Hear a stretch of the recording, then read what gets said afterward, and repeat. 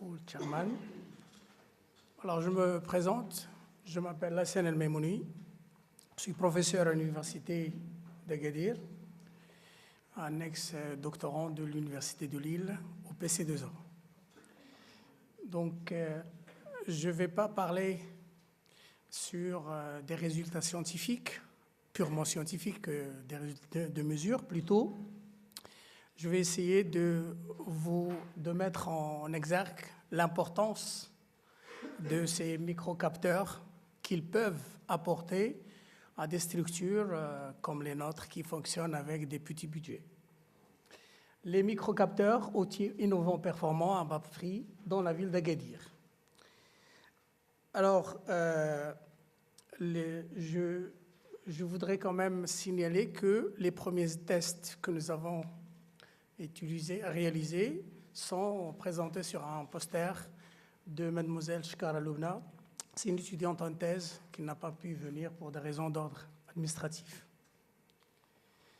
Comme vous le savez très bien, le CRC, c'est-à-dire le Conseil international de recherche du Conseil de l'OMS, et il a mentionné ou bien il a souligné que la pollution de l'air extérieur constitue l'agent principal du cancer à l'échelle mondiale.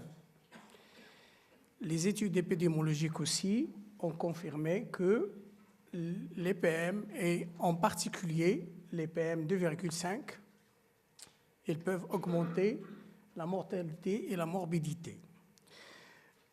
Alors, au niveau du Maroc, la qualité de l'air, ou bien plutôt des actions très concrètes ont été prises par l'État marocain. En particulier, il y a une étude récente qui a évalué le coût de la dégradation de l'environnement au Maroc.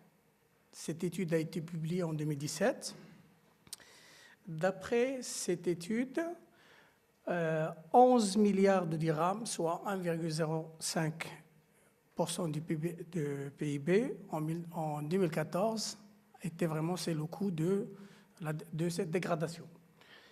Quand on remarque, par exemple, ici, dans cette étude, les particules évaluées, ce sont les particules, les PM10, alors que les particules PM2,5 ont été uniquement estimées à partir des PM10. Donc, aucune mesure n'a été signalée par cette étude qui a été publiée en 2017.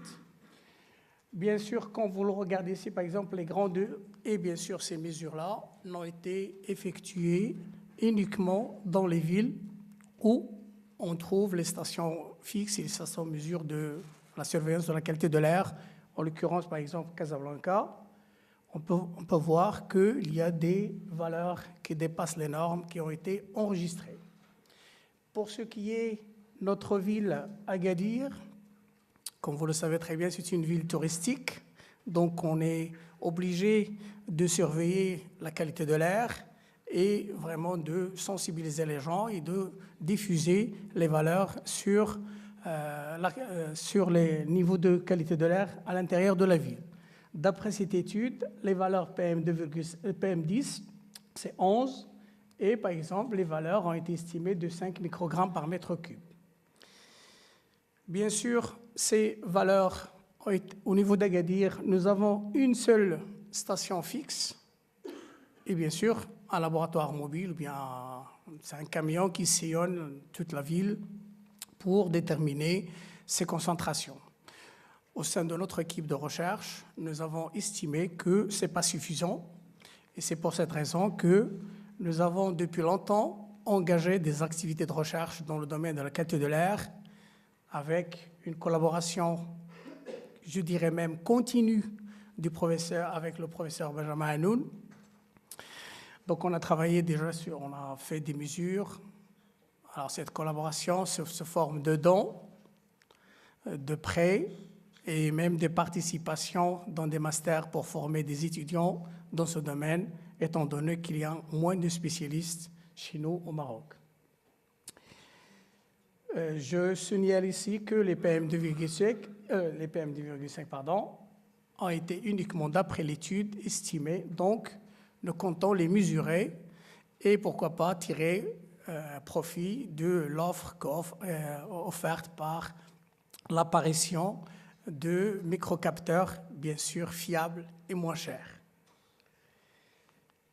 Bien, d'après toujours cette étude,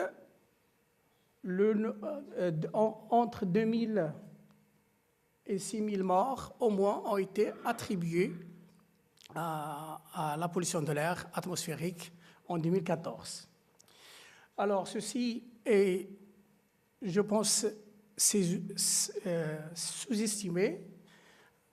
Pourquoi? Parce que si je lis uniquement la conclusion des auteurs de cette étude, de point de vue spatial, les estimations liées à la pollution de l'air extérieur ne couvrent que les villes pour lesquelles les données de surveillance étaient disponibles. Par conséquent, l'évaluation finale sous-estime les impacts réels de la pollution de l'air sur la santé. Donc, autrement dit, que les mesures ne sont pas tout à fait fiables. Et encore, il y a un manque de mesures qui sont nécessaires et, en l'occurrence, je dirais, de PM2,5. Et c'est l'objectif de notre projet que nous allons développer, que nous avons l'intention de développer avec Benjamin Hanoun et qui porte sur un projet de réseau de capteurs mobiles ou fixes en collaboration avec le PC2A et bien sûr avec la participation de la commune urbaine d'Agadir. Comme je dis au début, nous n'avons pas assez de budget pour nous procurer des mesures, par exemple des appareils qui sont très coûteux. Et donc, face à ces difficultés pratiques, nous comptons miser sur les capteurs individuels qui peuvent apporter pour nous une solution, mais bien sûr des capteurs qui sont fiables et des capteurs moins chers. Tout à l'heure, j'ai entendu un des capteurs à 17 000 €. Nous, on n'a pas besoin d'un capteur à 17 000 €, plutôt des capteurs dans la fourchette 500 €, mais qui sont aussi fiables. J'ai beaucoup appris à partir des différentes présentations qu'il y a quand même un grand travail encore à faire. Alors, ces capteurs, pourquoi? Ces capteurs, ce seront des outils de compréhension scientifique complémentaires des instruments réglementaires qui sont, je dirais, très peu au Maroc. Pourquoi? Parce qu'il n'y a que les grandes villes qui sont équipées de stations de mesure, comme Casa par exemple, Rabat, les grandes villes. Et ce sont également un outil de gestion de la qualité de l'air et de l'urbanisme, et ceci d'après les différentes discussions que nous avons eues en tant qu'équipe de recherche avec les différentes communes urbaines qui ont besoin quand même de connaître ce volet ou bien ce volet de qualité de l'air parce qu'il fait partie de leur projet. Maintenant, c'est obligatoire d'accompagner les mesures ou bien la connaissance de la pollution avec les projets de développement des villes. Bien sûr, donc, ces capteurs sont très importants. Pourquoi? Parce qu'ils possèdent beaucoup de propriétés importantes, ils ramènent beaucoup de choses, surtout pour nous. Mais des grandes questions m'ont été posées au cours des discussions que j'ai eues avec les services responsables. Et parmi ces questions, c'est-à-dire la fiabilité et le coût. Comme j'ai annoncé au début aussi, nous avons fait des premiers tests à l'aide d'un capteur mobile. Je pense que c'est le même qu'il vient d'être présenté dans la présentation précédente. C'est un capteur mobile qui est connecté à un portable et grâce à une application Appling, donc on peut récupérer les mesures du Maroc. Alors, nous avons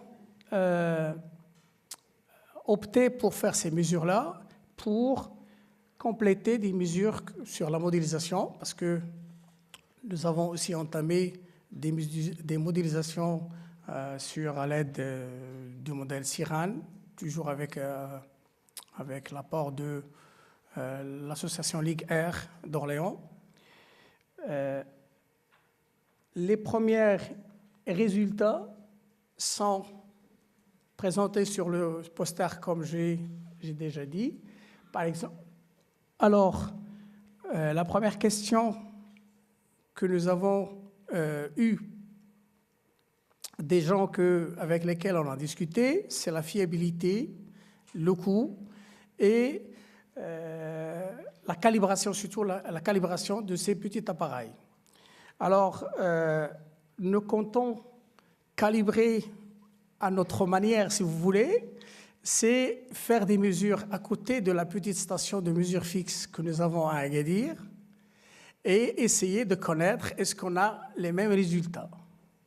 Donc, malheureusement, on a des problèmes de récupération de données, le retour de l'application Appooling. On a des arrêts de fonctionnement, tout ça, donc je pense. Alors, parmi les problèmes, c'est la durée de vie des capteurs, et ce ne sont que des questions qui sont posées par les gens des communautés urbaines que j'ai visitées, que ce soit dans la région d'Agadir, ou même avec des gens des sociétés à côté à Casablanca. Alors, la durée de vie, la fiabilité et le temps de leur utilisation, on n'a pas besoin quand même de les changer quotidiennement, hein? Et le transfert de technologie Appooling, est-ce qu'on aura le droit d'accès directement pour récupérer ces données, et comment faire pour éviter ces arrêts réguliers de fonctionnement de l'Appooling. Et la grande question, c'est pour le prix. Donc voilà, ce ne sont pas une présentation purement scientifique, mais c'est uniquement une présentation qui met en l'importance et la solution qui peuvent nous apporter ces micro-capteurs en tant que structure de recherche qui fonctionne avec des budgets très faibles. Je vous remercie.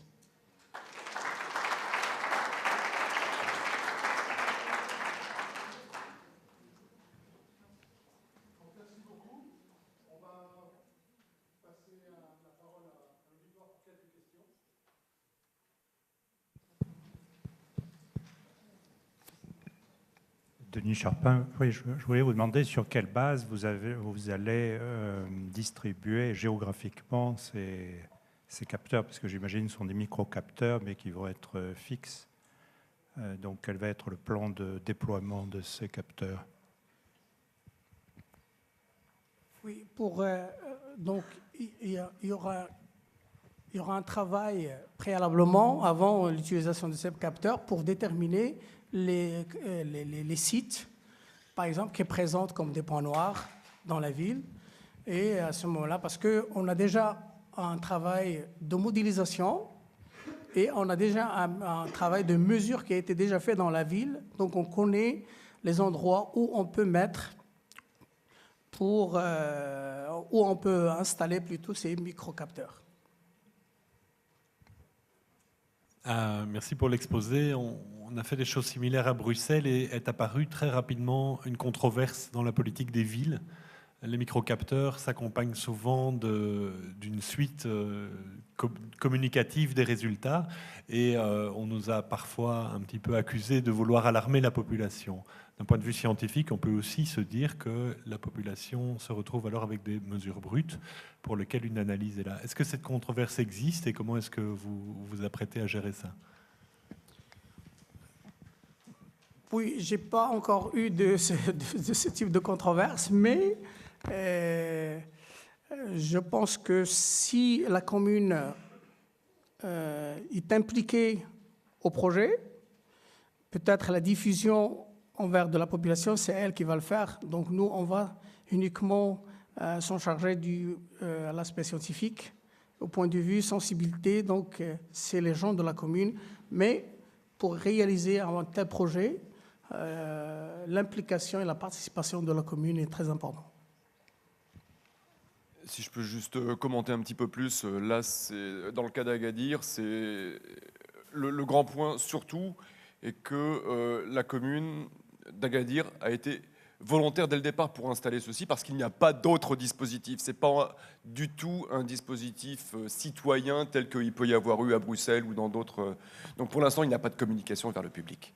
Il y a juste essai d'établissement, une sorte de pseudo-réseau de mesures là-bas, avec les moyens du bord.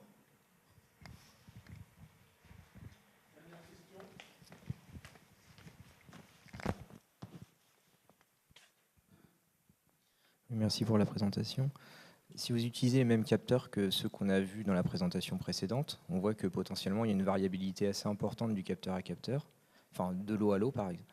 Et je voulais savoir, vous, si vous le déployez, est-ce que vous allez mettre en place par exemple un système de calibration capteur à capteur, même si le hard n'est pas cher, de retravailler le soft pour voir que tel capteur a telle sensibilité et refaire une cartographie justement capteur à capteur avec des mesures labo entre guillemets, quoi.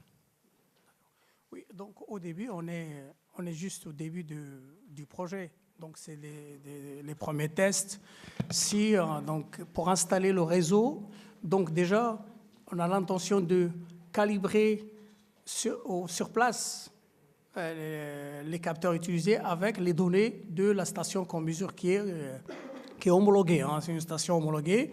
Pourquoi? Parce que quand même, la partie qualité de l'air, elle est gérée par un service dans la ville, donc qui gère la station comme j'ai dit, et qui gère le laboratoire mobile. Donc pour la calibration, on va se positionner sur des sites juste à côté de ces stations pour voir est-ce qu'on a les mêmes résultats ou pas. Et bien sûr, avec les résultats aussi qui se font à Lille. Pourquoi? Je pense qu'il y aura encore plus d'efforts qui vont être faits sur ce type de capteur. Voilà. Merci beaucoup. Merci.